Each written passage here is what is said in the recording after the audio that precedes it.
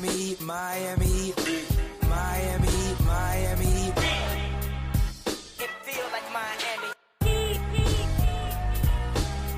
Welcome to the Miami Heat Beat podcast. I'm your host, Giancarlo Navas, and with me today, friend of the show, really somebody I called the best sports profiles list in America, Rohan Nadkarni. Thank you for having me back on. I just want to apologize. I was just wearing a beanie right before this, so my hair is not where I want it to be. But I appreciate. I've really been. I got to be honest. I've been really selling myself to Heat podcasts lately, and I keep telling people I'll come on the show. But I told Heat Beat I'd be on first, so here we are, and I'm excited to talk about the Heat. You're a shill now. Ramil and Wes get seconds. I don't know about that, dude. Locked On Heat. What I liked about Locked On Heat is it's an adult podcast for adults. You know, it really is. They're just such grown-ups. Mm-hmm. They're so. But you're trying to get there. You know, I'm getting show sheets now. I'm getting some preparation, and I respect it. Let me tell you something. Any longtime guests of this podcast and my own co-hosts know that sometimes we just come on and it's ball up top. Yeah, you know what I mean. Yes. It's fucking we ball. Yeah. I gave Rohan a spreadsheet today. There is segments. I gave him statistics. I did fucking research. I don't know. I'm a new man today. I'm impressed. Listen, we're going places around these parts. Want to give a shout out to our audience live on Twitch and YouTube. Remember, we are simul streaming now. It's the year in our Lord 2024 going into 2025. We're on both Twitch and YouTube live. So thank you to the brand new YouTube audience. We've only been doing this for a few weeks. So shout out to you guys who are coming by in chat for the post-game shows. You guys are a lot of fun. And for chat, and of course, to our Twitch audience that, our OGs, love you guys to death. You guys are the funniest damn people around the show. So love you guys. But Rohan, we have a lot to get to. So today I wanted to kind of do like a quarter season talk on Miami, kind of see where they are about 20 games into the year. I would say we're almost at the third mark, really. Yeah, chat's making fun of me because I have a typo in the Chiron. Classic. I'm going to leave it. I normally would fix it. I'm going to leave it. It is what it is. This is authentic. This is real. This is real live production. People. Right. This is raw. That's what this is. Chat's asking, why are we having a Celtic fan to discuss the Heat? We'll get into that later. Rohan, listen, we got to start the show with the Nikola Vucevic kind of trade murmurs, and then we're going to get into the kind of the Heat at the quarter season mark. I'd be remiss. We haven't podded since this has come out, so great to talk about it with you.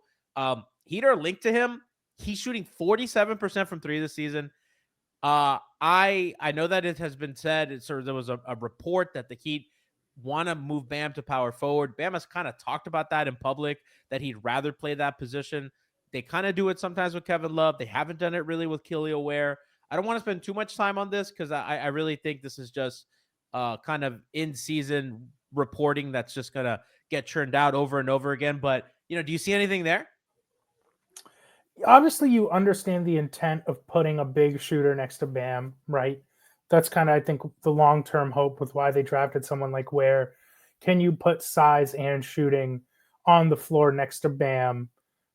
As Bam kind of – remember when we thought he was going to shoot 3 threes a game this year? I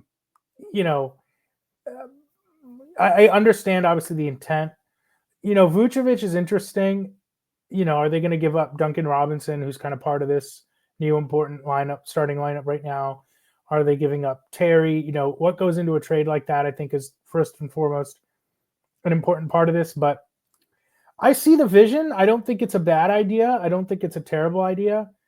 At the same time, he's not the difference between them being a contender or not. And that's not to say every single move you make for every single NBA team is about winning a championship tomorrow. That's not how it works. There's only 3 or 4 of those guys available in the league that are going to transform you like that overnight, and especially a team like this. But I see the vision. I wouldn't hate it. I think a couple of years ago I would have been more against it, but I do think this team kind of needs to continue to evolve. So it gets a mild, I don't even say endorsement, but more like I wouldn't be upset at it either. Well, to your point, Bam is shooting almost exactly 3 threes a game. He's shooting 2.9 on the year, and he's shooting 33% at them, which if you guys told me that. It feels like he's shooting like 1.3 at 32%. I wonder how many of those are Hebes. Yeah. But like I don't know. He just kind of shoots them so within the flow of the offense that I don't even notice them sometimes. And listen, I think 33% is really good for that volume considering it's his first real year. I mean, last year was I guess the first he shot 0.6 threes a game, so about half a three a game. I mean, now it's like actually like putting him up, and I think that's a percentage that I would take I mean, 100% a of the time. 33 is really kind of the break even point, right? Like 33 Yeah. times 1.5 is roughly 50%. Um, which is why it's kind of like that's the break even That's point. the bare minimum that I think you need out of a guy at that volume. Yes. But for I guess what we talked about for years, and not to like make this too much a BAM thing, but we kind of said like as long as he's taking them, and that percentage is like a development point, right? Where it's like obviously like if he's gonna shoot that for his career, that's not good. But if that's like at the low at that if that's the worst he's ever gonna be, or near the bottom, we think that's a win. We have some trades here presented by Robinhood, our title sponsor. So we have these. Frankie came up with these. Frankie and Brian. You mentioned Duncan Robinson. I mean, Terry Rozier's a guy that you could put in this deal with Jaquez or Nico. Nico also works the money as well. You know, one of them kind of brings you Javon Carter, another one Chris Duarte. I think this is kind of a construction that we can see happen. I think it makes sense. I think it gets Miami a little. I like the Duarte move, to be honest. I know he's on a 1 year, but I think that's kind of around what we're looking at in terms of, Vooch trades for the Heat that makes some sense. So first of all, shout out to Brian for coming up with these. You guys being prepared with them. Frankie, Frankie. Sorry. Shout out to Frankie, who I like way more than Brian. Let me just put that out there. True. So true. Shout out to Frankie. Here's my thing, and obviously Jaquez has kind of taken a step back this year. I still think there's probably interest in Jaquez around the league. Do you kind of pull the trigger on moving Jaquez in a move like this? To me, the Heat, and I don't see them attached to this name, and no one I've talked to has said they were attached to him, but like, why are they not trying to go get Cam Johnson? I'd rather have Cam Johnson next to Bam and continue to play small, frankly, as much as it annoys people. But, why aren't they attached to Dorian Finney-Smith or Cam Johnson, those types? Like, if I'm going to move Terry... You're speaking Siobhan's language. I mean, Bond has been hammering the table for them. And I would rather have those players than a guy like Vucevic. But I would... If I have to move Jaquez and Nico to get guys like Cam and DFS, like, again, those guys are going to have suitors, so it's not going to be easy for the Heat. And as you and I have talked kind of in our day-to-day conversations, and as you posted in kind of that brilliant thread, like, why they don't have any assets to make moves like this, those to me are the moves that I would be interesting to me, where I could look at them in a playoff series and say, okay, they don't have the upper echelon talent as the top teams in the East, but now maybe I'm a little bit more of a believer in Spo and Jimmy magic because of these role players. Whereas I don't think Vooch gets me there. Again, I wouldn't hate it, but if I could move Jaquez and even Nico for a Cam Johnson, that to me is a more interesting trade. But it might not be an option. I don't really see Vucevic as part of whatever life looks like after Jimmy as well. Mm-hmm. I think it's just a very narrow-sighted move. I think that he fixes some of their problems. I wouldn't even say that, but certainly he helps their offense, which is pretty decent. It's 10th in the league this year, and we'll kind of expand more on the offense later. He would certainly, I think, really help them, kind of give them more versatility in playing big, where I think we've seen some matchups where Kevin Love really struggles to stay on the floor defensively. It's not like he's going to help. I don't think Love's a real option this year. I really don't. I mean, for a long part of the season, they've been just bleeding in his minutes to the point where even the boost he gives the offense with Jimmy, I don't know how much of an option Love is this year. I mean, he was great during that finals run, but he was pretty good last year. So they were good in the regular season with him last year. I mean, they're plus with him on this year. They're plus almost 6 net rating, and their defense is only 108 defensive rating, which is to be honest, it's better with him. It's shockingly good. Yeah, like I said, I mean, I think the numbers with there are a little misleading. Like I said, he'll come in and play against backups with Jimmy, and I think there are nights where it could work. But if you're looking at the best teams in the East, I just don't know how much he's going to be. I mean, you saw him in that Celtics series. I don't think he could I play. agree, dude. I don't think that either of those guys are going to be able to survive like real leverage minutes when teams go small. And I know that, and I saw Chef Truly posted this. It's like every team can go big but us. And I think he's Which is right. an interesting point. Yes. Yeah, he's right. But I also think that's like you cannot have like such an important player like just not be viable when teams go to what's going to be, I imagine, a better lineup. Because still, when rubber hits the road, teams play one big and a wing. And even if that big wing is Aaron Gordon, that's still a wing. That's not another guy that can't move. That's a stiff. Like, just I don't see it. I understand the appetite. And again, 47% from three. That's really helpful. That's going to be really good. He's a very good offensive player. I think he'll give them some much needed finishing at the rim because Lord knows their finishing this year is absolutely dreadful at the rim outside of a few guys.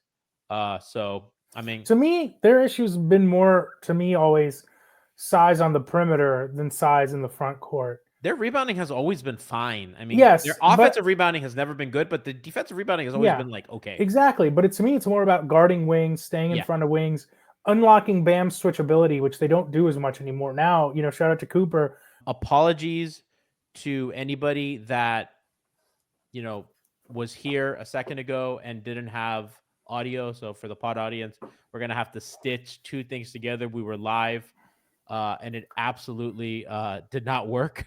So we're Listen, back. This would never happen on Locked On. This would never happen on Locked On. Five Everything reasons wouldn't do this. This is 5 reasons. It might happen on 5 reasons. I don't know. I think Alex Toledo. I don't know what he's doing over there, but for sure not Locked On. he's holding Spo accountable. That's what he's doing. He's too busy holding Spo accountable Yeah. to be a good producer. So apologies to everybody. I hope whoever is still stayed in chat is here. Hopefully the YouTube audience comes back, and we apologize for that. So Rohan and I were talking about just in general kind of how the Heat want flexibility, need kind of, he had referenced a Cooper Moorhead article that, the more flexible, the more small that kind of their switchability is really when they get serious.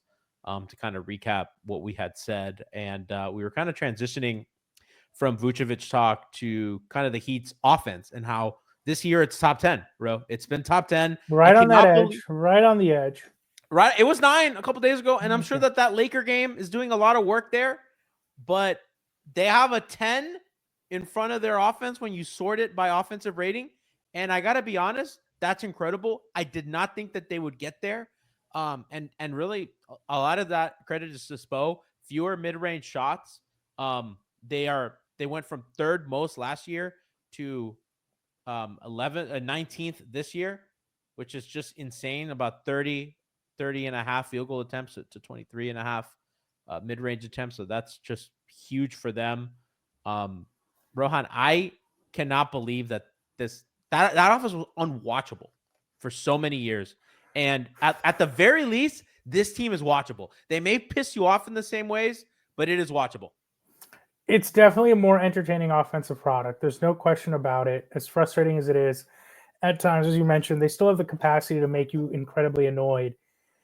It's the fact that I think that they can finally play Duncan and Tyler together. Now, I still think we're going to need to see it against great teams. We got glimpses of it in that Cleveland game. Mobley didn't play the second half.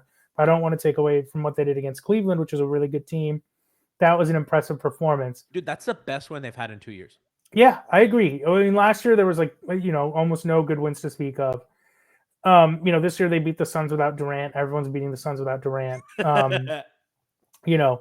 They had a pretty decent win against the Sixers, if you think about it, since Embiid and McCain played. I think Maxey was out that game. But That's bad. he's having a tough season. But people love to do someone tweeted about this. I can't remember who it was like the stat head screenshots has ruined basketball discourse. Like people just love doing Tyler Hero next to Donovan Mitchell or Tyler Hero next to Tyrese Maxey. And I'm like, this should tell you that this doesn't tell the full story. But anyway. Can we bring that back? Because Tyler's kind of back. Tyler's been playing great, and we'll get to Tyler. He's been playing out of his mind. But the offense is better. I want to see Tyler and Duncan in this lineup, or at least the starting lineup, play a great team, fully healthy for 4 quarters. I need to see more of that before I'm fully sold on it. we're going to talk about Drew Smith at some point. I think he's an interesting kind of inflection point here as someone who could close next to a bunch of these players. But I'm glad that, Haywood, for whatever reason, he's not a perfect player, but I think he's an important player on this team who has not really earned Spo's trust. And I think he's still earning it, even though he is finally starting consistently. But I thought the best lineup they had at the start of last year was Lowry, Duncan, Haywood, Jimmy, and Bam, that they kind of went away from. Haywood's minutes came and went. So I'm glad that Haywood's getting this extended run. And this, I think a big reason why their offense works is, A, the leap Tyler has made has been unbelievable. We were talking about Cooper. Coop wrote about that today. And it's really incredible the ways he's changed his game. But also the fact that they can finally really play Tyler and Duncan together has been incredibly helpful.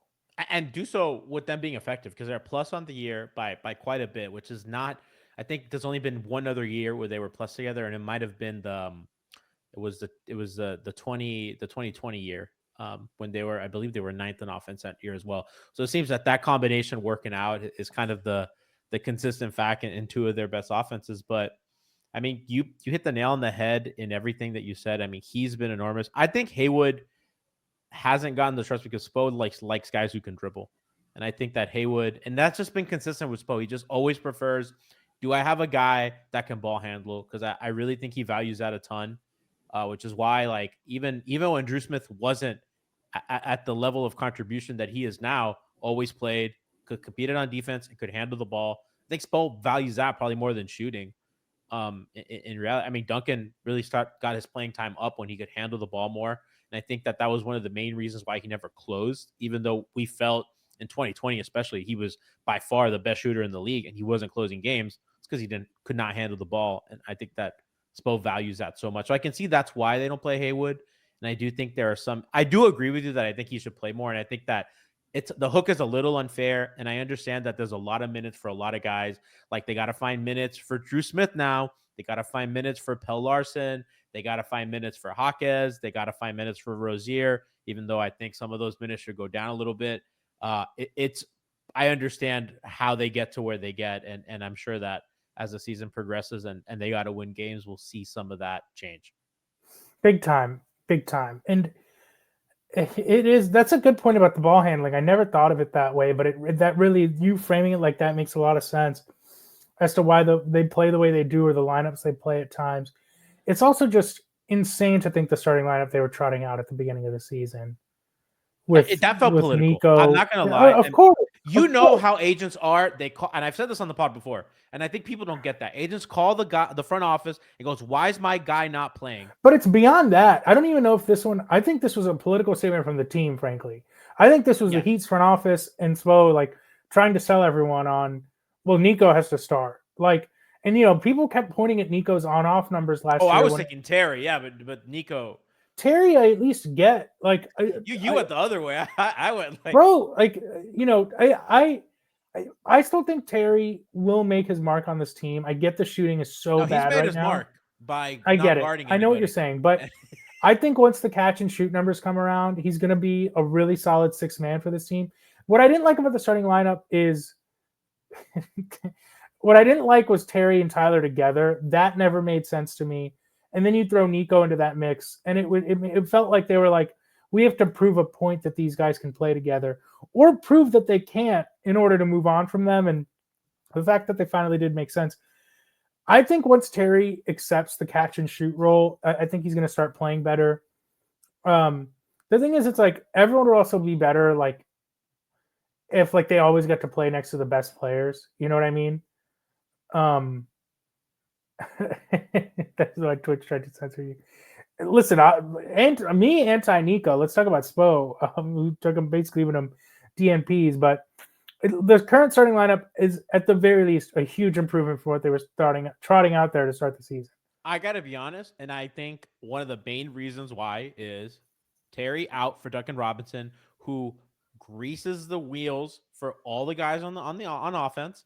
I think as a mover, as a shooter, as a cutter, as a ball handler, as a passer, I think he is so it makes so much sense to play him with stars, because he does all the things on offense that stars need their role guys to do. Screens, cuts, moves, passes, handles, everything. And I think playing him with your best guys, it just he's a guy that can get amplified by great players. Yes. And the Yes. great players are and he Yes. helps them in turn. And it's just a beautiful symbiotic relationship where Terry is just another cook in a very crowded kitchen. That they have a lot of cooks in a crowded kitchen, and it's not a Michelin star. Yes. They're not.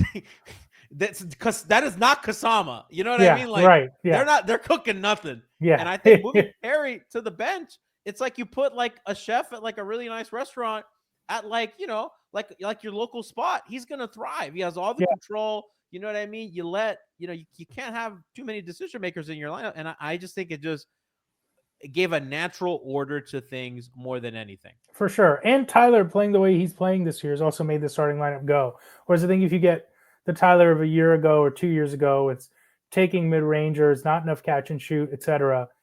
That's all made it work. And the fact that it's finally clicking, because for a while it was like, and Bam, wait, and Bam. But like for a while it was like, wait, we're getting this Tyler leap, but the offense still sucks. What's going on? So I'm glad that they're finally able to make lineups that are actually making use of this incredible improvement. Chat says Terry would be a hibachi chef. Lots of over-the-top show. Hey, man. And guess what? A lot of dribble. Guess what? Guess what? I love hibachi. So you a Samurais or Benihana guy? Hot. What is Samurais? You lived in South Florida. You don't know what Samurais is? I only went to Benihana. Dude. You're a Benihana lifer. Yeah, dude. I'm You're at the Benihana black card. You want the Nicaraguan chef doing the hibachi. My Benihana card gets hot. Let me put it that way. The other thing I wanted to talk about the Heat offense is the finishing at the rim has not been very good. They're 24th in finishing and they're 21st in attempts. And they're really buoyed by how many threes that they're taking. They take the 9th most threes and they're shooting about 38%, which is 7th, which that's a number that I can actually see improve, which it kind of leads to the bigger conversation is like, do you see this offense sustainable? And I actually think that number, those are very normal numbers. It's not like they're shooting so many threes and there's a lot of variance. I think 9th is a good amount for the guys you have on this team, considering your 2 highest usage, or I guess your highest usage guy in Jimmy doesn't take a lot. And Bam is another kind of key cog, probably the second or third in minutes on the team, is not taking a ton either. I think 38% is a number that if I told you, bro, you think it can get to 40? I think it's doable if the guys that they have continue at this pace and a couple guys like Jaquez have kind of little bit of an improvement shooting. I actually think this offense is sustainable. It can go up. I am concerned by the rim stuff. They're just not generating enough at the rim, and you wonder how real are the threes that they get. But I do think they get some downhill motion, some ball movement. I think the handoff stuff has kind of returned, and I think that stuff's real. I would like to see how they fare against really big switchy teams. That's why I think Boston absolutely just tore them a new one, and it looked like they couldn't play basketball. I do think that switching is going to be a problem with this team, especially if Jimmy doesn't have it going nights offensively. But that's kind of where I'm at about the sustainability of what they're doing. I actually feel pretty good about it. Yeah, I definitely think, like you said, it's going to work most nights in the regular season. I think their style of play. They don't have a good rim finisher. As much as Tyler has improved getting to the rim, he's still not someone who you can really count on putting a ton of downhill pressure on defenses. Jimmy's better at getting to the free throw line than getting to the rim. I think he's better at getting in the paint and getting fouled than finishing tough shots. Bam. That's actually a great point. I mean, he does generate the pressure, but yeah, 100% agree. Yeah. Bam has just been kind of having a tough season overall. That's why, I wonder if somehow a long-term Jimmy idea gets folded into the idea of trying to get someone like De'Aaron Fox, a more downhill player. That would make more sense for Bam, Yeah, absolutely. But yeah, I definitely think it's sustainable in the sense that I think in the regular season it can work most nights. Will they be able to play 2 ways against the great teams or against the test, which is Boston, which is, at the end of the day, I know everyone wants to make fun of me and I get it, but they're the test. They're the cream of the crop right now, even more so than the Cavaliers. Cleveland's so far. Cleveland's good, but And they're going to have a real test on Friday against the Thunder. That's going to be interesting one. The Thunder. So that's an interesting game. The Thunder are going to be third game in 4 nights, second night of a back-to-back. Miami should kind of win that one. A good team wins that game at home. I you're coming actually off a lot of rest. 100% agree with that. A good team fucking shuts the door on that. And by the way, a great team wins that game on the road. True. So it's going to be a very interesting game. Yeah. I was just in Vegas and I got to watch the Thunder up close. Like, I'm so impressed with them. So impressed with their coaching staff, the attention to detail. Good. That's going to be a really fun game. And I'm interested to see what Spo has cooked up for that. But yeah, I mean, with a lot of days, by the way. I mean, this is like Belichick on a bye. Exactly. Like, I will say that the Heat, again, I want to see it after 10 more games. I want to see what the offensive rating's at. Like, I think it'd be as high as 9, but it wouldn't surprise me if the end of the season 14th either, because there is going to be, I think, peaks and valleys. Brother, I think 14's fine. Yeah, frankly, yes. For this team, frankly, where we were. But 14's fine if they play also the defense we expect from them. What's their defense is? Right on the edge, though, too, at the 10th. But it's 10th, and we're going to talk about that in a second. We'll wrap up offense, and we'll get into their defense real quick. But yeah, I think there's some sustainable living going on here. I wonder if as Larson gets healthy and as they sort their lineup out, I mean, they have to figure out what they want to do with Jovic. I think he's the really interesting part of the offense, because I think that he kind of, in theory, he makes a lot of sense. A guy who can handle at his size, who can shoot the ball as a roller, as a finisher. I just don't think it's come together the way that, in theory it does. And basketball is obviously not played out in theory, but it's tantalizing. And I understand why some people really, really are high on him and don't want to give up. I understand why some people are higher on him than they are on Jaquez, even though Jaquez is playing really stinky right now, as he's struggling with that second year sophomore slump. But he's a guy that could kind of help them, kind of cross that barrier a little bit, I think, as well. I'll believe it when I see it from Jovic. I'm not one of the people that's very high on him. Like, I will say I feel like he's been in a lot of roles. Like, there's time he's played backup 5. There's time he's kind of played point forward. And good. Yeah, I'd rather see him as a backup 5. He was so bad at it before, though. Yes. But, I mean, I get it. Like, if he's kind of quote-unquote anchoring your defense, that's tricky. At the same time, and, he's not as good of a shooter as Love is. So I understand why maybe it doesn't happen as much as we'd like to see. But it just felt like this was a good opportunity for Jovic to kind of show out. And it wasn't there. And I think, Spo also got, frustrated with kind of the competitive spirit of time beyond just not the shots going in. I'm also not convinced he's a great shooter. He takes a lot of threes, and the form looks solid, but I'm not convinced he's a great shooter. What have you not convinced about? I mean, what's he at shooting? What's his 3-point percentages here? I think it's good. Hold on, I'll pull it up right now. I mean, I know that he was good last year. I think he's around 40%. Hold on, I'm pulling at Nikola Jovic. He is shooting on the year, 35%. So pretty average. Last year he was at 40. Yeah, but it's like it's not particularly high volume, and he gets left wide open. Like, he's not taking. That's like Jovic is 21, not 35, which is another kind of nice thing about him is the age is unlike sneaky old Drew Smith. I want to see like a 15-game stretch where I feel like he's playing really well. Like, people cited the on-off last year when he was playing with the starters, but I thought that more had to do with him playing with the starters than him personally being great. Like, just give me a great 15-game stretch where it feels like, there's the competitive spirit is there every night.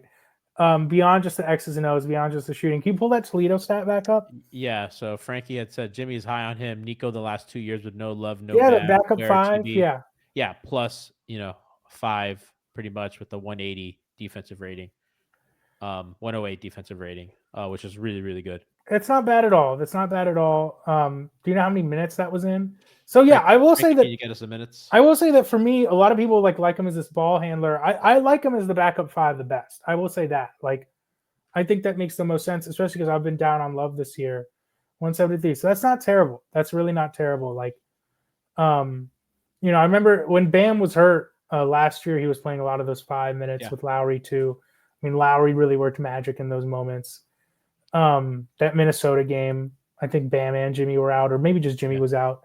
That was a really close one. Is that the one So- where Lowry's on the bench, like huffing Yeah. and puffing for air? Yeah. Yeah. So those are the minutes. If we're going to see him, I'd like to see him in that role for sure.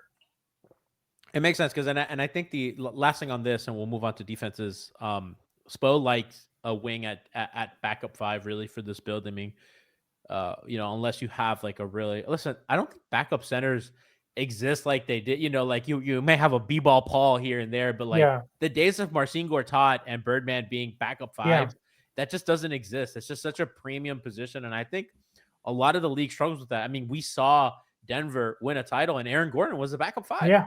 You know what I mean? Like, we're not going to play DeAndre Jordan, whoever the hell was a real backup center. We're going to play a wing at 5. I mean, he did it with Jay Crowder. I mean, they had Myers Leonard starting, and they just said, never mind, we're going to play backup 5, Jay Crowder, and that was really good. And they ran Dwight Howard off the floor, and we saw again in the year they made the conference finals, PJ Tucker, backup 5, was really, really good. That's the best they've had, in my opinion, as well. Agreed. So we'll kind of see. And again, that guy, that backup 5 is also the guy that solves your wing problem at the 4. It's the same guy. Yes. And that's what they've been eternally. Well, that's why they did it in the Celtics series a little bit. Like Haywood backup 5 is a look I'd like to see maybe every now and then. He's just too small. Yeah. And I think maybe you could do it against like Cornette or something, but like I think at real playoff minutes when like real guys are playing, I don't even think he could like be up against Aaron Gordon. Like he is good at defending wings, like Jason Tatum wings. He can't really, I don't think he could defend speed, and I don't think he could defend athleticism, but I think he can kind of hang strength wise. I even think like Kawhi is a bit of a touchy matchup just because of how strong that guy is. So I'm curious to see. I think against some teams they can get away with that. Let's move on to defense. Not too much to say on defense. I think a couple things of note though. The Heat have always been nothing at the rim. We're going to shut off the water. You're not getting to the rim, but if you get there, it's not going to be very contested because our first line of defense is our line of defense. That's changed a little bit. So last year, they allowed the second fewest threes and the highest percentage at the rim. Second fewest shots at the rim. Excuse me, not threes. Second fewest shots at the rim and the highest and the 7th highest percentage. Now they allow the 13th fewest shots at the rim and the 16th highest percentage. So the kind of defense at the rim, the help, all that stuff has really increased, but kind of more guys are getting to that. Rohan, I think that's mainly a product of a few things. I think that's just Bam, pretty much a full-time drop. And I think losing Caleb Martin, losing Kyle Lowry, losing all these guys, you just have so many bad perimeter defenders that's just going to be, guys are going to get cooked off the dribble. And I think that's pretty common. I think they've tried Haywood Highsmith on guys, on guards, and I don't think that's worked. I don't really think they should be using the Jimmy resource on guards either. That was a Caleb Martin job. That was a Kyle Lowry job. There were a lot of people that were doing that. That was Gabe Vincent that are no longer here. I think Drew Smith, we're going to get into him in a second, is a guy that is emerging in their lineup that could help them a little bit. I think Pell Larson is a guy that could help them a little bit, but I think those guys are not far enough on offense that this is going to be a real conversation when games matter. But I think that's the most important kind of conversation about their defense this year. They're 10th, which is good. I think that Spo is just going to drag any team to 10th in defense, at least. That's just what he does. That's what this organization's all about. You want to talk about Heat culture? It's getting to that. It's to be a defense that's at least presentable for company. Right. And they did it. That is, to me, going to be the real test of this team, because as much as we talk about, hey, they fixed the offense, they're playing Tyler and Duncan together, it's can they survive defensively? And we're seeing the slippage. Now, 10th is not terrible, but we're seeing the slippage. And that rim thing, I'm really glad you brought up that number. That's going to be really interesting. And again, when you talk about defending the best teams in this league, what they do is they force you to collapse on them. That's how they get so many open threes. And can Tyler and Duncan hold up on switches? Can they hold up fighting over screen after screen? Can they hold up being putting into every single action? That's going to be really interesting. Which this brings me to my next question. And this is kind of bleeding into our next topic a little bit, but I think they're one and the same. I agree. Which is, what's the Heat's best closing lineup? And why is it Drew, Tyler, Jimmy, Haywood, and Bam? I think it's a matchup thing. I don't disagree with you. I think there's going to be nights where you want Duncan in there. See, this is my problem. Is they're the only team that has to play this way. Only serious team that has to play this way. Because, bro, and it's been the fucking problem with them since day one. They have a bunch of one-way guys. Yeah. It's either, I mean, let's go back to Iguodala. You know what I mean? Yeah. Let's go back. Like, unless it's PJ Tucker and Jay Crowder or Caleb Martin, that's life. You know what I mean? That's life for them. But I think they should lean into defense, and I think it should be Drew. So that lineup's played only, and I think I looked it up right before, only 16 minutes together over 5 games. Like, it looked for a moment Spo was going to use it as a closing lineup. That kind of first game that Drew closed, it was like, oh, wait, they found something. And then the next game, I think Terry closed instead because he was having the hot hand that night. I listen, Eric Spoelstra has literally forgotten more about basketball than I'll ever know. I'll never question that.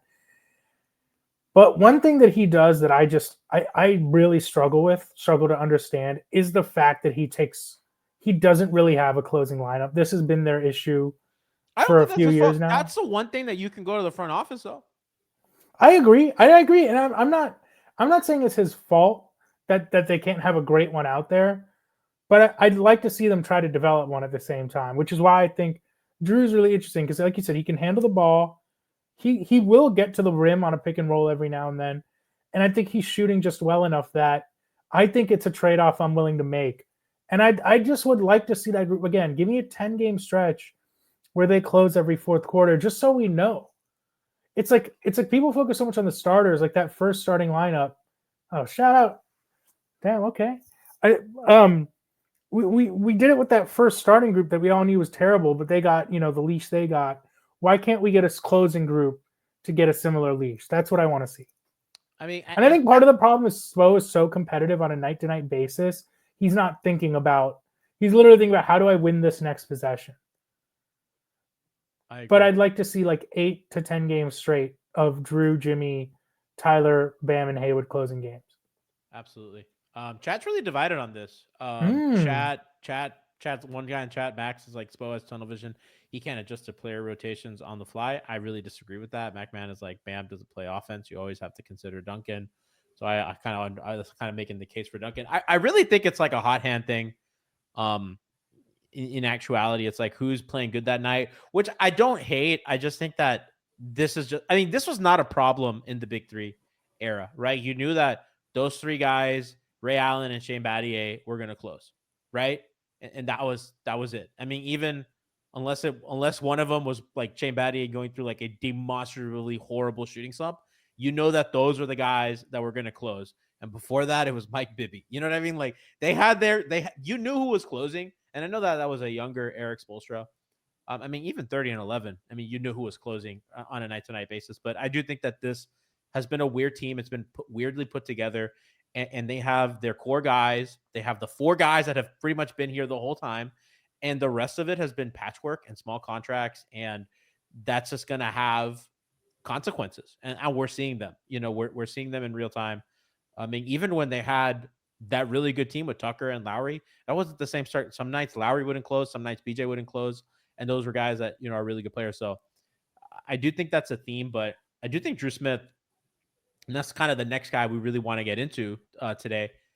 He makes a lot of sense for them. I think that he's a guy that is going to fill that Gabe Vincent role that they miss. And I think I've kind of wondered if they were going to miss Max or Gabe more.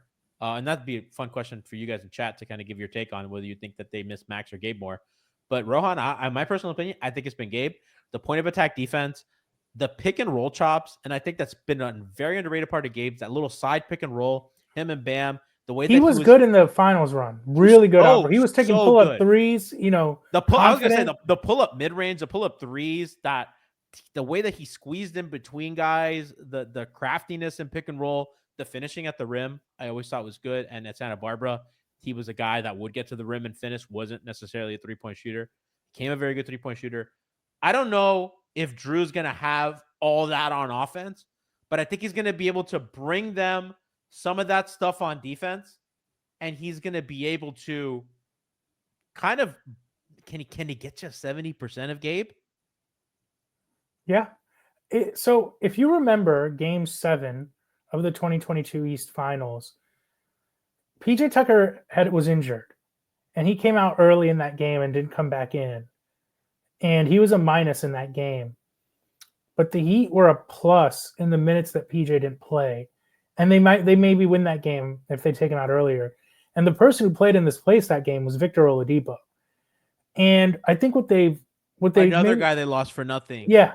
Well, the Oladipo was a smart swing that they made, and it's brutal what happened. Yeah.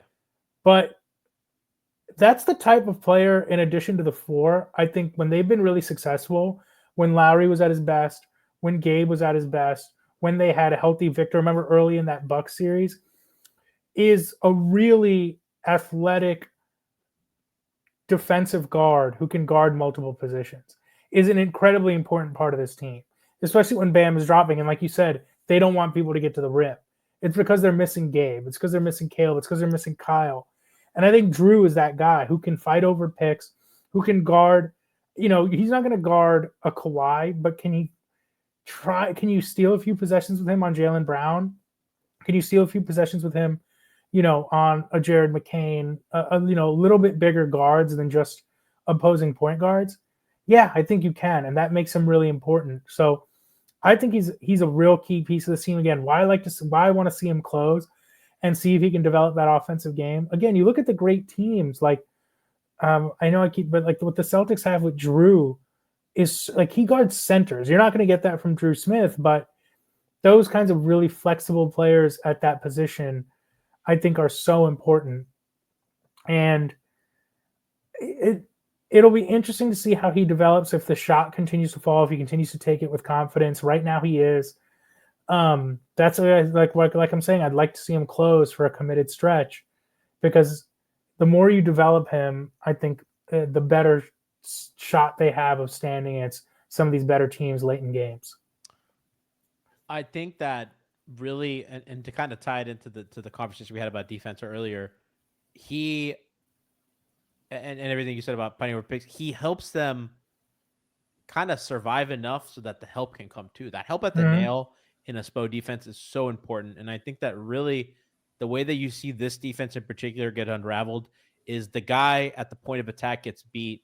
That guy at the corner, at the weak side corner, now has to make that rotation, and the ball's moving, and they load up on the strong side. Now the ball's on the weak side, because that's Spo defenses always really load, put a lot of pressure on the ball, put a lot of pressure on that side. But when you get that penetration and make that pass to the weak side corner, and now that ball's swinging, you are out of position because there's nobody at the nail on the weak side. All your help was on the strong side, and now you are in full rotation, full sprint. And that's when you really see the way that this team gets unraveled. This team's got a lot of threes. It's corner threes, and it's that second pass three, and that's how they get absolutely bodied. It's not guys doing, it's barely other things. It's always that.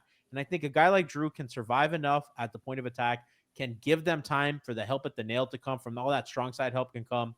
Because I think that the way that this defense has mechanized, it really trusts that first line. It really puts a lot of pressure on Bam and Jimmy, but they are two of the best. Bam is still arguably the best friend in the league. Jimmy, up there when he has, the energy and the health for that. And Drew kind of fits into that style. In the 204 minutes that he's played this season, the Heat are a plus 15 net rating. In the 962 minutes that he hasn't played, they're only plus 1.25, which is incredible. Their defensive rating when he's on the floor is about 98, which is remarkably good. And the lineups that have Bam without Drew are 114 defensive rating. Yeah, that should tell you all you need to know, and that kind of gives that's why you I'm saying case. Close them. Yeah. I mean, I don't hate it. And if your offense can survive with him on the floor, which, by the way, he's shooting 71% at the rim. That is the best mark on the team. I think the shooting will come, and I think that, listen, if the shooting is a problem and if teams are just really kind of forcing him to shoot shots, I mean, he's shooting 50% from three this year. Teams are going to test him. He's not a 50% three-point shooter. Right, but if he's 35, I think then you ride with it. I think, absolutely. So that's kind of it, man. I mean, he's been such a revelation for them. I think guys like him and Haywood together and Pell Larson are really kind of like the blue way I collar look at guys. it is him and Haywood together is the closest we're ever going to get defensively to Lowry and Tuck in 2022, which we're both in agreement was their best team. That's the closest they're going to get defensively. And at least Drew can ball handle a little bit. He's never going to be what Lowry was offensively, pull up threes, etc. He's never going to be Gabe, but this team, I think, wins when they know what they're doing defensively at the very least. And Dude, you hope Tyler, Bam, and Jimmy can make up the offense. that the way that they would kind of use guards, particularly Lowry as the low man, was just so it was just so smart. Lowry was not a point of attack guy, like every kind of possession, but they don't take Drew Smith is the only guy that he leads the team in charges. Yeah. Like they don't. Kyle always sliding in, Gabe always sliding in, Max always sliding in. They had all those guys on the low men are ready. That's the real last line of defense. Yeah. And another reason why teams are getting to the rim this year. Yeah, that resistance is not there. And I know this is like cliche to say, he's just Heat culture. Yeah. You know what I mean? Like he really embodies what it means, what the organization is about. And I think that there's a little bit of identity crisis about that. Rohan, and I've talked about this a lot for years. Their fouling is down, which I think the broadcast kind of frames that as a good thing. Eric and Crotty are always like, oh, the Heat commit the fewest or second fewest fouls in the league, Crotty. Oh my God. It's remarkable, right? And for me, that's bad because that means that to me, they're not being physical. I think an Eric Spoelstra defense and a Heat defense is physical. You are felt and you're taking charges. And I think when that number's down, I understand that it's good to not give your opponents free throws and stuff. But I think that a lot of physicality goes a long way. And they've always been near the top of the league in fouls. And they've always had some of the best defenses. And I think that physicality, that nasty, all that shit that they propagate, all that stuff that they claim we're all about, you don't have that with 3-guard lineups. You don't have that with Tyler and Duncan. And those guys are dogs in their own right, but they're not Kyle Lowry and PJ Tucker and Jay Crowder and Andre Iguodala. And damn it, even Trevor Ariza. You know what I mean? Like, absolutely. Yeah. Oh, God, the Ariza here.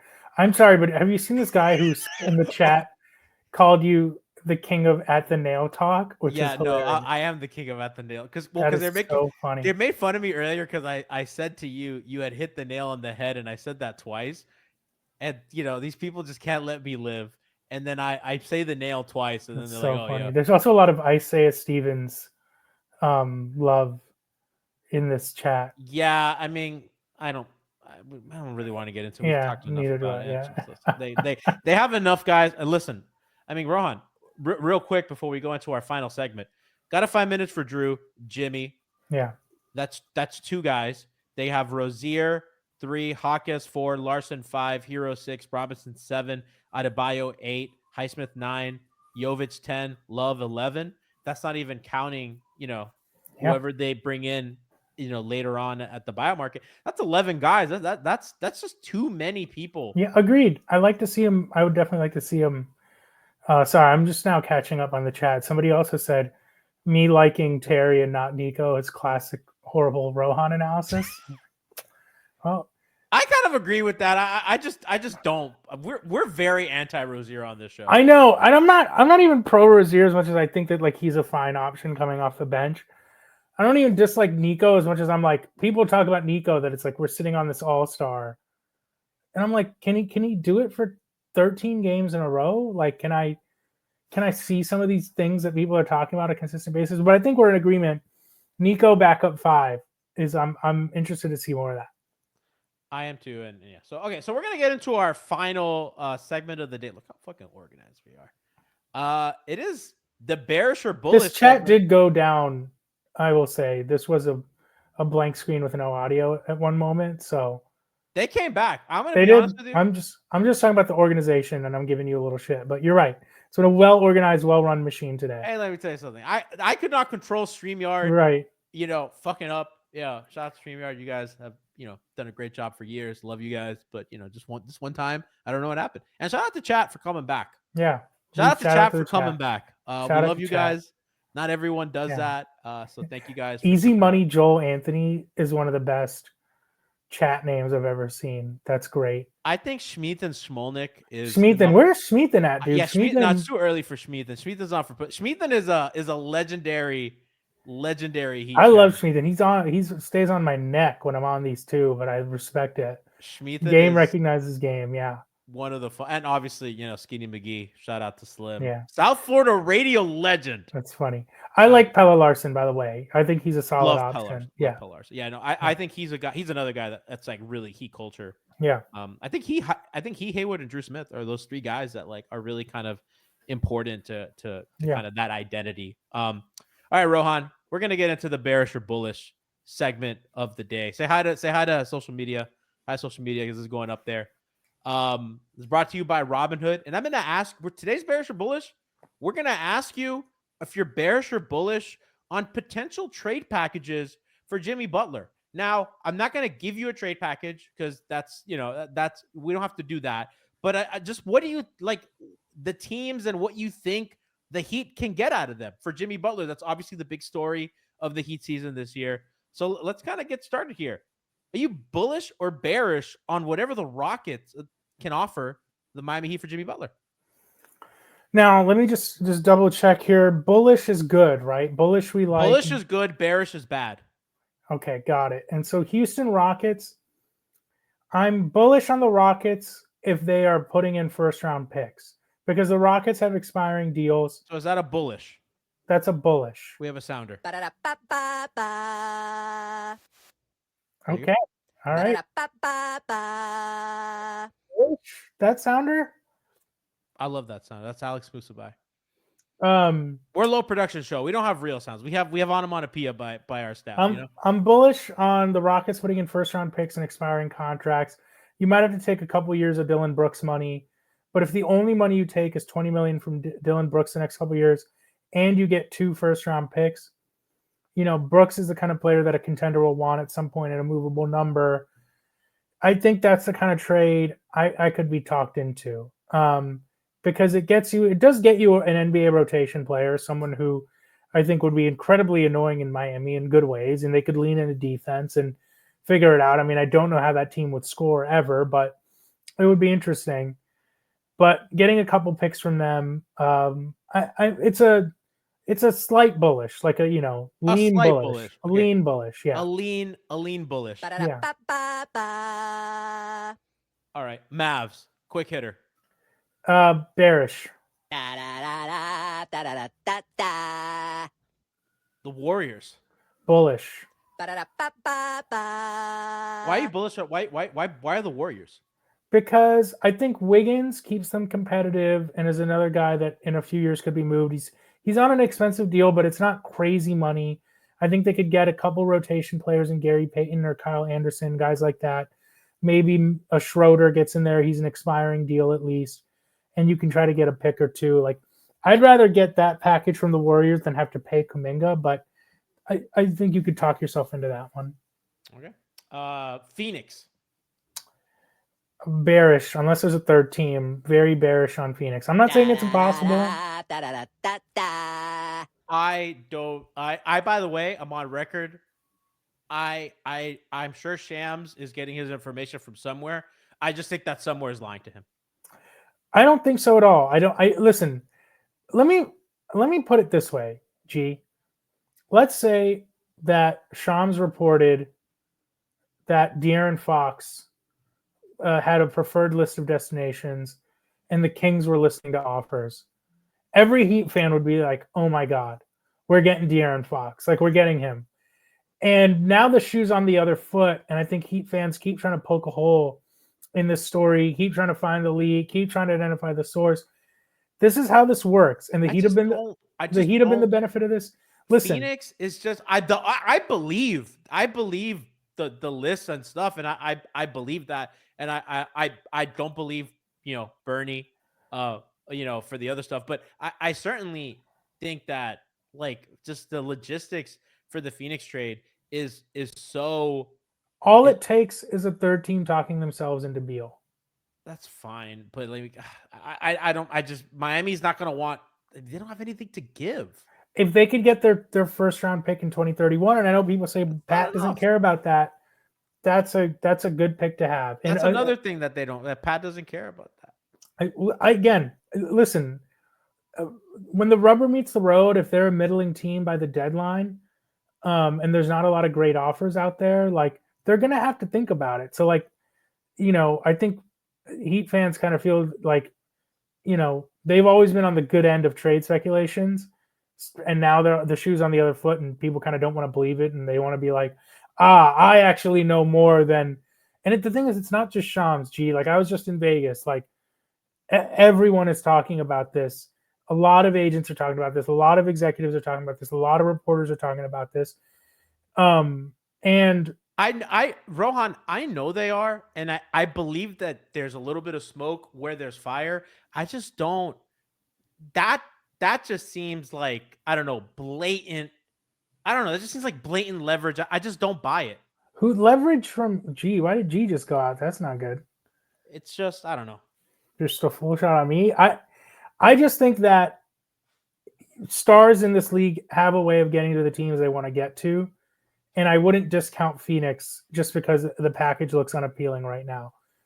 The same way, a lot, it happens, dude. It happens. I mean, Anthony Davis found his way to the Lakers. Like, these things happen. The Lakers had stuff. Like, it's just, I don't know. I look at Phoenix, and again, the Heat got Jimmy Butler without anything.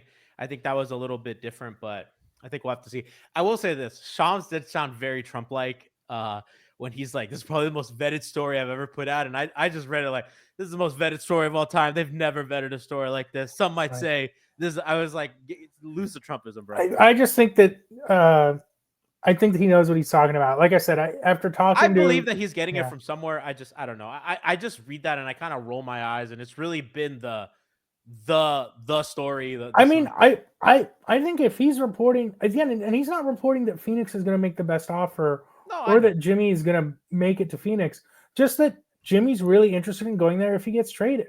And that's another thing, is people keep kind of, I think, taking the reports out of context again because they're trying to poke holes in it. But the fact that the Heat are listening is news, and is a lot different from where they were at this point last year, from where they were, I think, even in the summer, frankly. And yeah, I just think people are trying to poke holes in the report for kind of misguided reasons. Okay. Well, so is that a bearish or a bullish? On Phoenix? Yeah. Well, I'm bearish on Phoenix's offer. Let me put it that way. And lastly, I'm not even going to entertain the Nets. That's just get out of my life with that. You wouldn't take Ben Simmons back for Jimmy? If they get Ben Simmons back, I just quit. I don't know, man. I just don't want to watch that. Is he playing? Yeah, he plays. And now they just traded Schroeder, so they were like, we need Ben to push the offense. I would have liked him. More, so. I mean, if you're going to get a guard that can't really defend, I like him. Yeah. World champion, Noah Lyles. Okay, last one. Are you bearish or bullish on the Heat keeping Jimmy Buckets? I'm bearish. And for the first time, I'm bearish. Oh, no, wait. I'm sorry. You got two. Sorry, it's my bad. Wrong sounder. This is the first time I'd probably say bearish. And I'm just, I've talked to Jimmy a lot of times about his future, and every time he reiterated he wants to be in Miami for the rest of his career. I mean, he once told me to my face the only other jersey I'd wear is maybe a Brazilian jersey after I retire from the NBA. But, after talking to some people at this NBA Cup, there's just it doesn't feel great. The vibes are off. Yeah, the vibes are off. Listen, not that, this is just an anecdote, but my dad went to Big Face the other day. Jimmy was working the counter. They chopped it up about Brazilian football because Jimmy had a Brazilian club jersey on and a kit on, and he told my dad, he's like, yeah, man, I love this city. I just wanted something like this here. Like he really cares about it. 100%. He wants to be here. I genuinely believe he loves being here. He loves the community. I know that he's made a lot of friends here. I think he just likes being in Miami. I think that he fits the city so well. He fits the organization so well. And I don't know how many people in the audience are football fans, but it kind of really reminds me of the situation that Liverpool's in with Mohamed Salah, where you have this guy who's the best player on your team on a very successful team that's very, very good. And he's like actively saying, like, I don't want to leave. I just want you to pay me. And you have like kind of the organization or the club just not really budging on that. It's just it's just so weird because I think both guys are still in their prime, but over 30. And I understand both clubs don't want to commit a ton of money to guys over 30, but it's just so eerily similar. And I'm a fan of both teams, so it's literally taking years off my life, Rohan. But it's sad. So I mean, to hear you, somebody who's kind of been in the room with these guys, who's talking to people, kind of say that, I think I'd still lean that he stays next year. I gotta be honest, Rohan, that opt-in, real juicy. And I would be surprised if he gets that money somewhere else if they don't trade him. I think that he could get 2 years for less annually, but more money. I think that the Heat would probably do something less than the max for 2 years. I imagine that he wants 3 years. I think if it's 2 years, probably a 1-and-1 he'll look for. I mean, he was trying to get a 2-year extension. He was trying to get a 2-year deal from the Heat that would have erased his option. So effectively 1 extra year. So I don't know that he wants to play 4 more years. I'm pretty confident he doesn't want to play 4 more. I think 3 is a stretch, I think. I know that the organization was not really happy with him last year. I know that. Listen, we all know the LeBron James and Pat Riley saga, where Pat wanted LeBron to do certain things and LeBron didn't want to. Jimmy doesn't have to fly on the team plane. Jimmy flies private. Jimmy doesn't stay at the team hotel. I even think that's not even a secret. I mean, everybody sees on Instagram whenever he's in a city, he's in some Airbnb playing dominoes with his friends. That's not the team. He's not staying at the team hotel with Pell Larson and Duncan Robinson. You know what I mean? Like he that's just not how he's kind of doing things. And I think that they expected more games out of him. I think they expected him to probably play through injury. That is speculation. That's not a report. That's just, wondering, I'll never forget when Hassan didn't play some games and they said, quote, he's no Udonis Haslem in terms of playing through injury, which is quite the funny thing for them to say. So I can see the Heat being like, you got to prove it to us in a whole year. Like, we let you do these things, but it's also the monster that they created. So kind of rough on both ends, but hopefully they get to a solution. Rohan, thank you so much for your time, man. Thank you My for pleasure, dealing dude. with our technical difficulties, and as a result, we went way over what we were supposed to do. But thank you. Can you tell people where they can find you or anything that you're doing now? I'm over at NBC News now. Everyone, please, NBCnews.com. We're getting a sports section going. I'm right now at football too, but I'm going to be doing a lot of basketball stuff over the next few months. Obviously, always hoping to do Heat stuff. Keep an eye out. Hoping to get, we'll see. Maybe we'll try to get Jimmy for something soon.